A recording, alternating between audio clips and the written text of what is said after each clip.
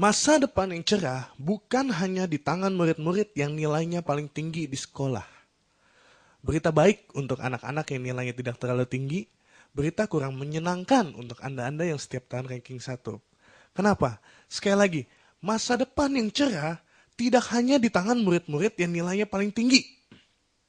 Melainkan kalau Anda mau berhasil, Anda harus learn how to learn. Bagaimana belajar cara belajar? Belajar bagaimana cara memperoleh ilmu. Apakah belajar hanya dari sekolah? Dari buku-buku sekolah? Dari mana lagi?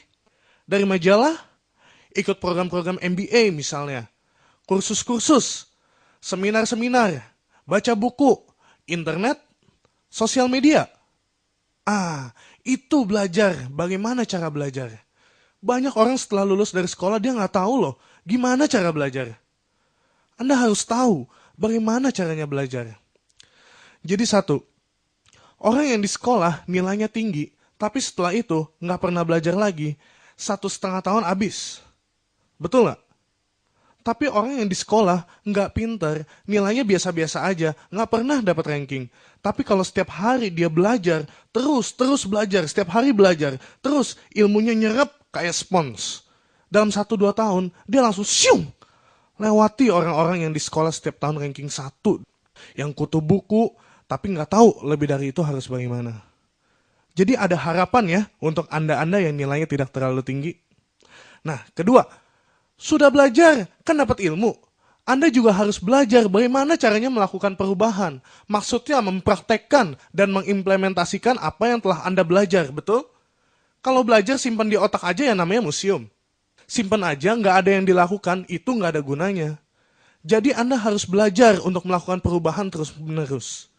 Anda harus belajar bagaimana mengimplementasikan, melakukan perubahan tersebut lebih cepat dari orang lain. Orang lain belum berubah, Anda udah jalan duluan. Jadi Anda selalu duluan. Wih, gila cepet loh. Gila cepet banget loh dia loh. Gila dia emang selalu paling cepet loh. Kita emang selalu ketinggalan, selalu nyusul.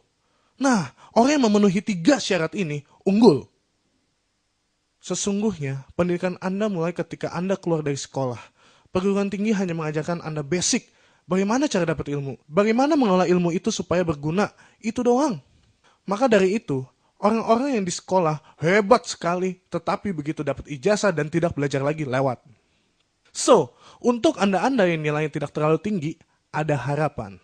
Untuk Anda yang nilainya selalu tinggi, bangun! Bangun!